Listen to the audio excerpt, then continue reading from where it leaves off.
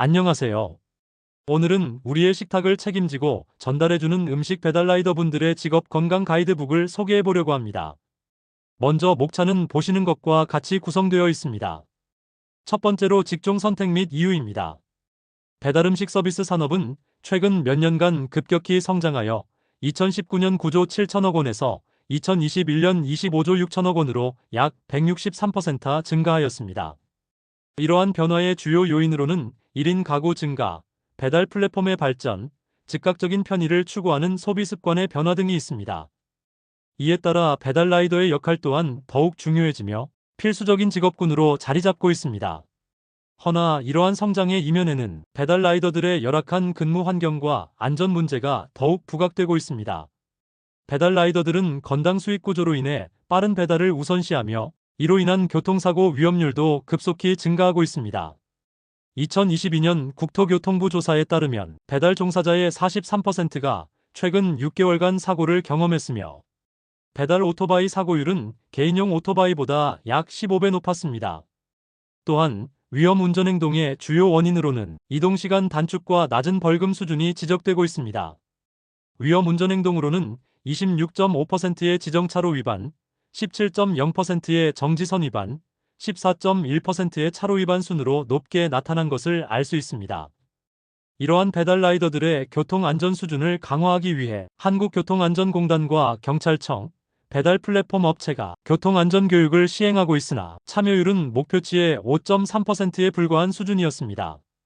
재작년에는 배달 라이더 A씨가 심근경색으로 사망하기 전 12주간 주당 평균 93시간 28분을 일한 것으로 밝혀져 배달 라이더들의 과로 문제가 더욱 부각되었으며 여러 배달 플랫폼을 사용하는 특성상 산재보험 신청 시 상당 부분 포기하는 경우가 발생하게 됩니다. 부업으로도 배달을 하는 시대.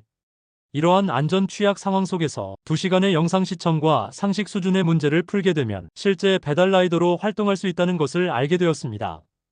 이렇게 허울뿐인 안전교육은 도로 위 다양한 위험 요소에 대한 미흡한 대처를 하게 만듭니다. 실제 2022년 부업으로 라이더를 하던 40대 여성이 전기 자전거로 배달하던 중 트럭과 충돌해 사망하는 사고가 발생해 안전교육에 대한 목소리가 더욱 커지고 있는 상황입니다. 결론적으로 현 상황 속 배달 라이더는 배달 산업 성장과 함께 현대 사회에서 필수적인 직업군으로 자리 잡았습니다. 하지만 앞서 이야기한 실제 사고 사례를 통해 알 수 있듯 현 배달 라이더들의 노동 환경은 매우 취약한 상태입니다. 특히 교통사고 위험성, 장시간 노동 등의 문제 또한 장기화되며 라이더들의 건강을 직접적으로 위협하는 요소로 작용되고 있습니다. 이런 상황 속 배달 라이더들의 사고 발생 요인 및 법규 위반을 실질적으로 감소시키고 배달 라이더들의 안전한 작업 환경을 조성하기 위한 건강 가이드북의 필요성을 알게 되어 제작하게 되었습니다.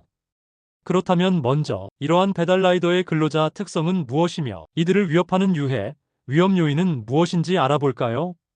배달 라이더의 인구 통계학적 특성을 먼저 보았을 때 배달 라이더의 성별 분포는 남성이 95%, 여성이 5%로 남성의 비율이 압도적으로 높은 것을 알 수 있었으며 연령별 분포로는 30대와 40대가 가장 많은 비중을 차지하고 있습니다. 근무 형태는 근로계약이 아닌 위수탁계약으로 쉽게 프리랜서로 생각한다면 이해하기 편합니다. 이들의 평균 배달 일수는 전업일 경우 5.8일, 부업일 경우 4.7일이었으며 하루 평균 업무 시간은 전업의 경우 9.4시간, 부업의 경우 5.6시간임을 확인하였습니다. 경력의 경우 가장 높은 비율을 보인 것은 3년 이상 근무자로 총 1,545명이었으며 1년 미만자 수가 약 40%로 최근 업무를 시작한 사람이 다수임을 알 수 있었습니다. 배달 라이더의 직업성 특성을 분석한 결과 배달 라이더는 자율성과 근무 유연성이 내재되어 근무 환경을 스스로 조정할 수 있지만 그만큼 불안정한 수입성이 특징이었으며 높은 교통사고 비율 통계를 통하여 그에 비례하는 높은 위험성 또한 배달 라이더의 큰 특징으로 확인할 수 있었습니다. 배달 라이더를 위협하는 여러 위험 요인 중 먼저 물리적 위험 요인으로는 사고 발생 시 충격을 직격타로 받게 되는 이륜차의 특성과 안전장비 미착용으로 인한 추가 충격 치명도, 배달 재촉 전화로 인해 성급한 마음으로 운행하다 발생하는 교통사고 위험이 있습니다.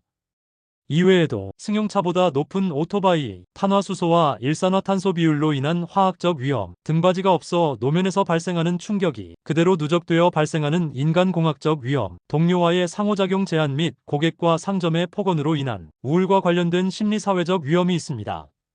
다음은 관리 방안 및 예방 대책입니다. 정부에서는 배달라이더 등 플랫폼 종사자 보호법 발의 계획으로 생활안전자금 융자 지원 및 정부 지원과 연계한 인센티브, 전문가 컨설팅 등을 제공합니다.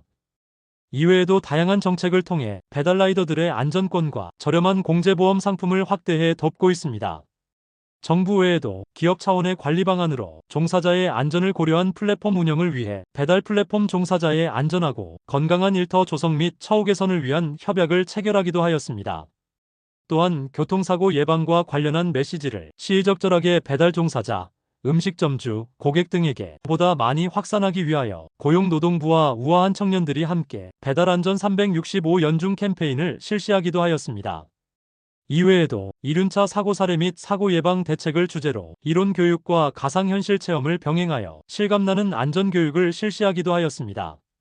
이러한 노력으로 2023년 서울산업안전보건의 달을 맞이해 고용노동부와 한국산업안전보건공단 서울광역본부는 배민라이더스쿨이 이륜차 안전사고 예방과 안전문화 조성에 기여한 공로를 인정받아 대표 우수 사례로 선정되기도 하였습니다.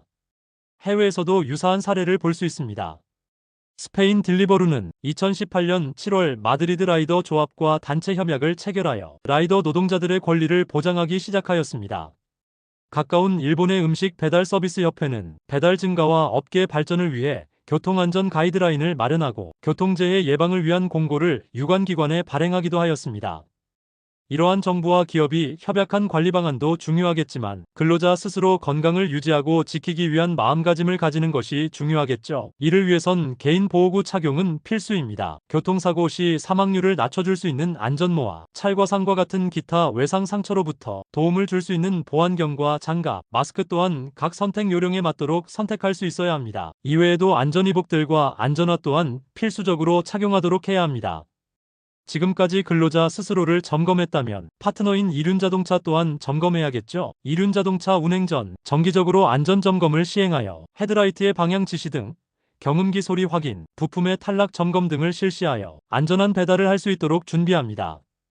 또한 안전하게 오래 운행할 수 있도록 올바른 이륜자동차 탑승 방법도 숙지하도록 합니다. 특히 곡선주로를 운전할 시 회전할 때 핸들을 꺾지 말고 차체를 기울여 자연스럽게 회전하여 좌우 앞뒤 시야를 충분히 확보해 충분한 안전거리를 둘 수 있도록 합니다. 교차로 주행 시에는 꼬리물기는 하지 않고 비포장길 주행 시에는 급제동하거나 급히 가속해 크게 핸들 조작하지 않도록 합니다. 특히 비보호 좌회전은 가장 많이 사고가 발생하는 유형 중 하나입니다. 충분한 여유를 가지고 우회전하는 차량이 있는지 확실히 살핀 후 이동하도록 합니다. 주행 중 노면 상태 또한 확인하여 상태가 좋지 않을 경우 급제동, 급가속하지 않도록 합니다. 또 야간 주행 시엔 야광조끼 착용하고 주간에 비해 낮은 속도로 주행해 낯선 길 주행 시 특히 주의하도록 합니다. 정부와 기업이 앞서 근로자의 건강을 위해 노력하지만 장기적인 건강 유지를 위해선 근로자 스스로 자신의 건강 수준을 확인하는 습관을 지녀야 합니다. 이를 위하여 이륜차 운전 안전점검표를 출력해 매 운행 전 확인하는 습관을 들이고 1년에 한 번 정기 건강검진을 시행하여 본인의 건강 상태에 따른 배달 운행을 진행하도록 합니다. 또한 폭염 및 한파 발생 등에 따른 건강관리 수칙 및 응급조치 방법을 학습해야 합니다. 열사병 예방을 위해선 시원한 물을 규칙적으로 마시고 폭염특보 발령 시 1시간 주기로 10분에서 15분 이상씩 규칙적으로 휴식하도록 합니다. 한랭 질환의 응급조치 방법으론 저체온증이 발병했을 경우 먼저 관리자에게 알려 의료 지원을 요청하며 비상시 즉시 119에 전화하도록 합니다. 환자를 따뜻한 장소로 이동시키고 젖은 옷은 벗겨 담요를 덮어주도록 하며 이후 도착한 의료진에게 상황을 잘 인계하여 추가적인 문제가 발생하지 않도록 합니다. 동상 발생 시엔 가능한 빨리 따뜻한 공간으로 이동하고 반드시 필요한 경우가 아닐 시엔 동상 걸린 발로 걷지 않도록 합니다. 또한 동상 부위를 문지르거나 마사지하는 것은 손상을 더 악화시킬 수 있으니 자제하도록 합니다. 마지막은 저자 한마디 코너입니다. 평소에 쉽게 마주칠 수 있는 업종인 배달라이더에 대하여 그들의 노동환경의 고됨과 열악한 상황을 이번 과제를 통해 더욱 깊숙이 알 수 있게 된 계기였습니다. 현재 배달라이더 분들을 위한 다양한 정책과 방안이 얘기되고 있지만 아직까지 정책적인 부분에서 부족한 점이 많이 발견되고 있기에 이러한 상황을 해결하기 위하여 꼭 우리의 직종이 아닐지언정 보다 많은 관심과 목소리로 더 나은 개선을 위해 나서야 함을 느끼게 되었습니다.